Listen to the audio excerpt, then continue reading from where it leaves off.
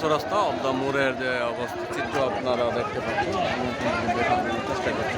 এখানে কিন্তু একটা সিএনজি আছে, মোড়ে সিএনজি যেতে দিবে না এমন উত্তাল রয়েছে পল্লী বিদ্যুৎ মোড়ের এখানে। দেখতে পাচ্ছেন কোনো গাড়ি কিন্তু যাতায়াত করানো সম্ভব হচ্ছে না, গাড়ি দাঁড়িয়ে রয়েছে বিভিন্ন দিকে।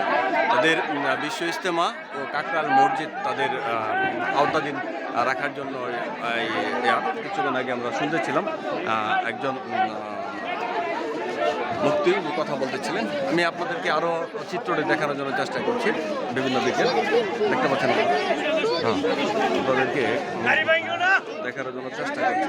দেখতে পাচ্ছেন এখানে প্রশাসন লোক যারা ছিল তারা অল্প কয়েকজন প্রশাসনিক কর্মকর্তা যেমন পুলিশ সদস্য ছিল, তারা হয়তো চলে গিয়েছে। আপনাদেরকে দেখানোর জন্য চেষ্টা করছি আমি। এখানে কিন্তু সেনাবাহিনীর সদস্য রয়েছে, উনি কি বলছে তা আপনাদেরকে জানানোর জন্য চেষ্টা করছি আমি।